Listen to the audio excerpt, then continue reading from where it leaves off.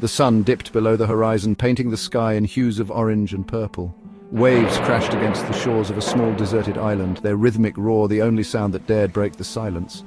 The air, thick with the scent of salt and decaying vegetation, hung heavy with a sense of foreboding. This was no ordinary island paradise. This was a place of secrets, an island whispered about in hushed tones by seasoned sailors, a place they called the Isle of Whispers. Dr. Alex Riley, a renowned marine biologist, gripped the railing of his research vessel, his eyes fixed on the island. He had heard the stories, dismissed them as folklore, but something about the island's stillness, the way the shadows seemed to twist and writhe, sent a shiver down his spine.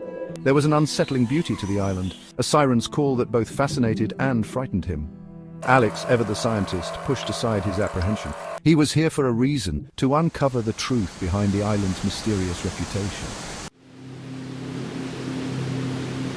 The inflatable boat cut through the water, the silence broken only by the hum of the outboard motor. Alex kept his eyes peeled, scanning the shoreline for any sign of life. He found none.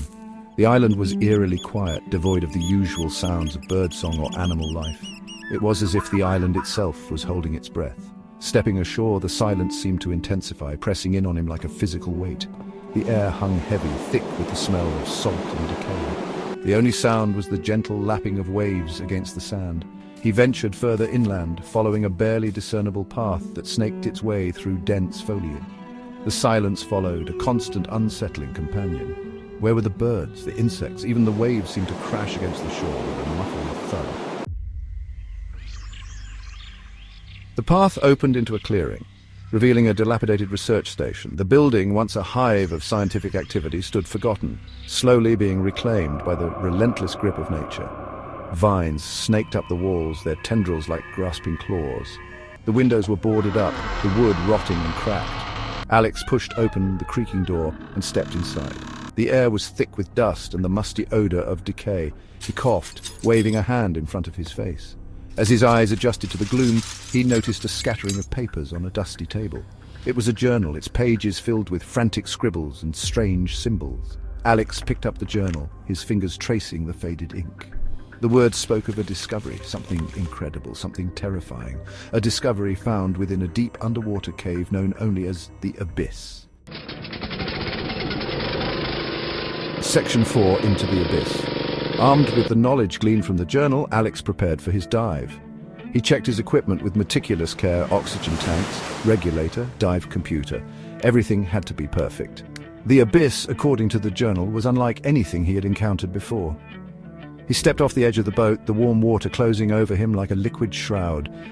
Descending slowly, he felt the pressure build, a familiar sensation that did little to ease the knot of unease in his stomach. The sunlight faded, replaced by an inky blackness that pressed in from all sides. He switched on his dive light, the beam cutting through the darkness, illuminating a world of strange and wondrous beauty. Coral reefs teeming with life gave way to sheer rock faces that plunged down into the abyss. And then he saw it, a cave entrance, shrouded in shadow, beckoning him closer. Section 5, Guardian of the Deep. The water inside the cave was deathly cold, sending a shiver down Alex's spine.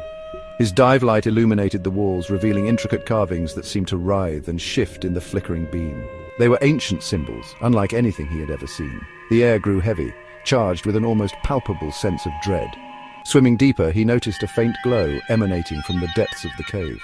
As he approached, the glow intensified, resolving itself into a massive bioluminescent creature. Its eyes, two glowing orbs fixed on him, filled with an intelligence that sent a jolt of primal fear through his veins.